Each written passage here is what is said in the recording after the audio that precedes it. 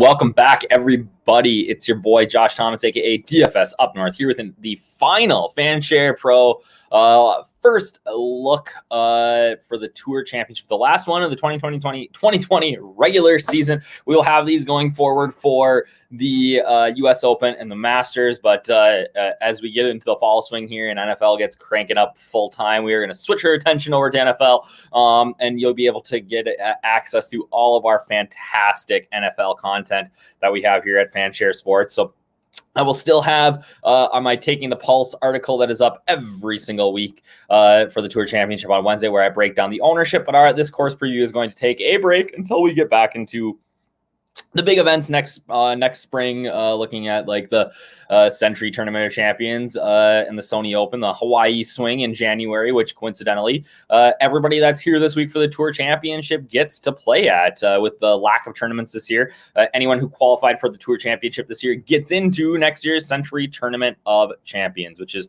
a pretty cool thing for everybody that gets in here. So we are at the Tour Championship, right? This is the last event of the season. If you guys don't remember last year, they changed the format, all right? And basically what they've done is they've handicapped the final. So Dustin Johnson is first in the FedEx Cup standings, so that he is going to start the tournament at -10. All right, John Ram is second. He's going to be at -8. JT's third. He'll be at -7. And that's right before they even step on the tee. So when you enter your lineups, or when your lineups lock on Friday morning this week, not Thursday because we're playing over the long weekend, you'll see that like before a tee shot is even hit, Dustin Johnson is going to get those 30 points for first place.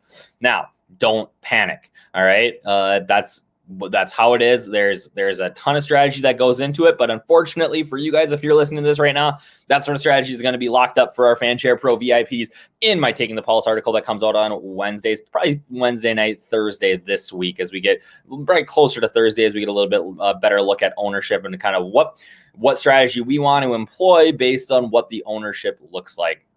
If you're not a Fanshare Pro member and you want access to this, you can use that code Josh for 20% off a Fanshare Pro membership. That gets you in for this. That gets you into everything. That's a used to be at Fanshare here. We kind of separated things, PGA, NFL. We said, nope, we want to give all of our great products at one low price. So not only do you get the best ownership projections in the game, which can help you make your own lineup construction, plans. You can also get my ideas, and then everybody else who's a part of our Discord. You get Lee's under the radar value picks, which are insane, right?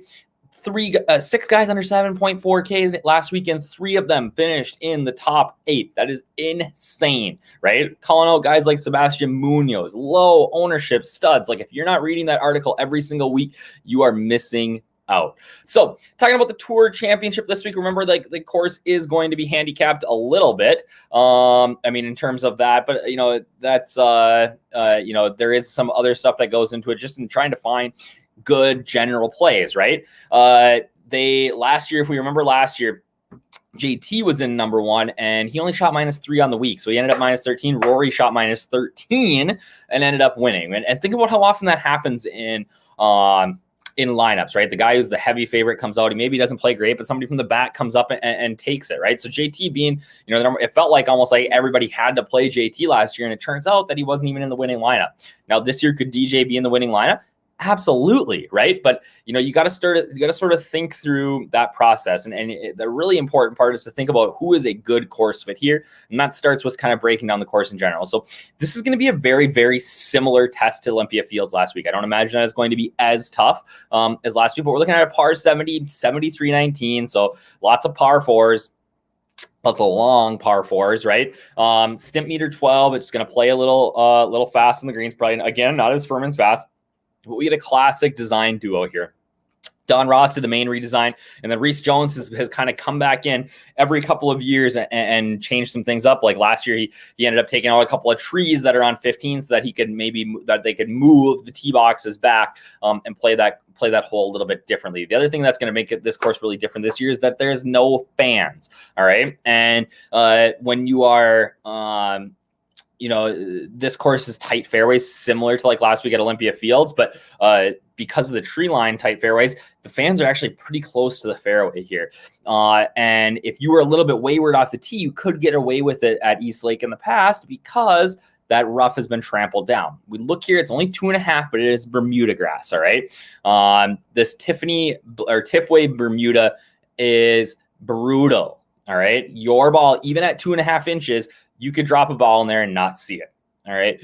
It is going to snarl your club up a ton. So again, there's going to be a massive premium placed on the fairways this week. And unlike last week, this week we get Zoysia in the fairways. There is not a better lie in golf than Zoysia fairways. It is beautiful. It is, you'll see it on TV. It's so green. There are good lies everywhere. So there's a huge premium, I think, that's going to be placed on hitting these fairways this week. So we're really looking for kind of that golfer that we saw last week, your DJs, your John Rahms, Rory, right? It's these top end guys. But then again, these guys that kind of came up out of nowhere, guys like Kisner, who I thought played really well last week. Brian Harman didn't make it, but I thought he had a fantastic week as well. But, maybe some of these guys that are just going to be like these fairways and greens types of players. Scotty Scheffler got hot on the weekend when it didn't matter. It seems like that's sort of his case. But 74 sand bunkers, lots of sand here. Sand is trouble being good around these greens. They're not very big. They're not very small. They're kind of right in the middle. But firm, fast greens, being good around the greens is going to be huge. You're only going to hit 60-ish% of greens in regulation. So you're going to want to be good around these greens. Number of water hazards, 5, not in play on 4 holes. It's not going to be too big of a deal. If we look at kind of how it played last year, you can see that it played just over par. All right. Again, there's not a ton of birdies, but not a ton of bogeys either. It's kind of a par fest for the reality. A little bit more birdies than bogeys last year here, 201 to 165 on the back, 200 to 169 on the front. So 400, it's about average, right? So I'm imagining that we're going to see winning score, right? It's not necessarily going to be the winner because of the handicap system in place, but the winning score is probably going to be around 10, 11. Rory just absolutely torched this place last year and ran away with this event. I don't think we see that sort of, we could. Obviously, we've seen DJ and Ram do that here the last couple of weeks, but yeah, it's going to play tough. We looked at how it played during the week. Early on, the only day it played under par was round 1. Right. As we moved on to the weekend, we were seeing a lot of just pretty average par scores. Nobody shot over 80, but hey, Mark Leishman's here this week. We could see an over 80 round, but about 10 to 15 guys. So almost half the field was over par every single day, which is not great. Right. So again, there's going to be a premium placed on birdies, but there's also a premium placed on bogey avoidance. And that's maybe one stat that we're not going to see people, talk about this week. We'll see people talk about around the green, right? People who are good at around the green.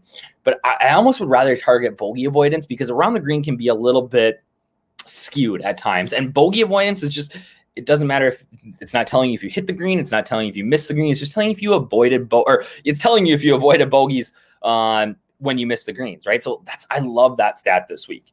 As we go into, who's played well here in the past, right? I think that's going to be an important maybe avenue into finding plays this week. 3 appearance. This has been the Xander Schauffele show. The difference being is that Xander Schauffele, when he's been crushing here, is hitting tons of fairways. And I love Schauffele. But at 8,900, he is going to be chalk city this week. And I might end up being hopping off because he's just driving the ball so poorly and his iron play has been bad. Like, he's just not doing it for me. So I might be out here on Xander. Love Rory again this week. But again, we have to worry about Rory because of the WD risk. We learned last week that his wife is pregnant and due any day. That's a big WD risk. So if you play Rory this week, he could be dead after round 1, 2, even 3. And that's the risk that you're going to take. He's going to come in super low on because of that, which I think makes him a fantastic GPP play. But again, are you willing to take on that risk? And that's the question you got to ask yourself. Thomas, good play. I love Finau this week. I love Ram. I love Webb Simpson off of a break. Not as sold on Decky and DJ just because, again, recency bias. People are going to be all over him. I guess you could say the same for Ram. Not big on Bryson. Again, the guy can't hit a fairway to save his life. I think this is going to be another nice track for Dan Berger. I'm trying to find reasons to play Sungjae Im because he's priced down and starting up so high in the points, but man, his iron play is atrocious. But I will be absolutely 110% back on board with Kevin Kisner this week. As we kind of look at Don Ross history, guys who have played well on Don Ross, I think Victor Hovland makes some sense. We see, some of these guys start to make a double appearance here, and that's a sign that, hey, maybe we should look at these guys. I think this course makes a ton of sense for Mackenzie Hughes. I love the way this guy's been playing, and he is so cheap this week. So I'm going to be definitely interested in Mackenzie Hughes. I think he's a good course fit. Morikawa, JT, always in good shape. So my picks for the week. Again, I love John Ram. We get such a big, he starts 2 strokes behind DJ, and you get a $3,000 almost discount, or $2,500. I am all in on that. I will play a ton of Ram. He's going to be 30% owned. I don't care. I love starting there on my lineups. Chalk Donkey, DJ. Everybody's going to play him because he's at -10, right? So that's my one tip I'm going to give you, is that you do not have to play DJ. All right. He's obviously playing great golf right now, but if you're going to try to build leverage, I think that the play is probably to not play DJ, especially because of what he does to your lineup. If you're going to play DJ, or even if you're not, a sleeper that I really, really like this week is Lanto Griffin. Tee to green game is so good. He hits tons of greens and fairways, which I think is exactly what you need to do here. I think this course is going to be really, really set up for him. So he's one of my favorite sleepers this week.